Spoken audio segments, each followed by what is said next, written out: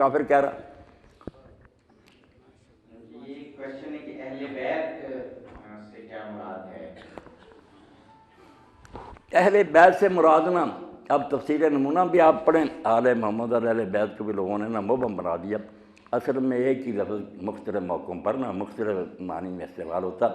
ایک موقع تو ہے کہ نبی علیہ السلام نے اپنے پر کملی اوڑھی ہوئی تھی، یہ آئے حسن علیہ السلام، حسین علیہ السلام، امیر المومنین فاطمہ زہرا، آپ نے فرمایا اللہم یہ میرے اہل بیت ان کو پاک کر دی. اس حدیث میں تو اہل بیت پھر پانچ پاک ہی ہے نا.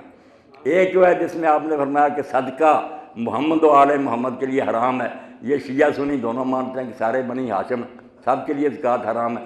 یہاں دائرہ وسیع ہو گیا. یہ جو ہے نا اہل بیت نسب ہو گئے کہ حضور کا سارا خاندان جس سے آپ پیدا ہوئے.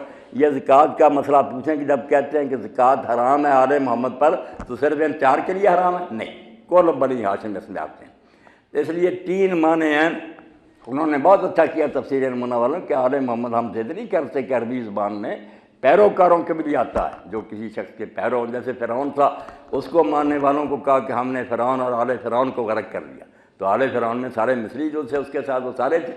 یہ موقع کی بات ہوتی ہے کہ کہاں یہ لفظ آیا ہے، اس کا پھر آگا پیچھا جو ہے نا وہ بتاتا ہے کہ یہاں کون اہل بیت ہیں.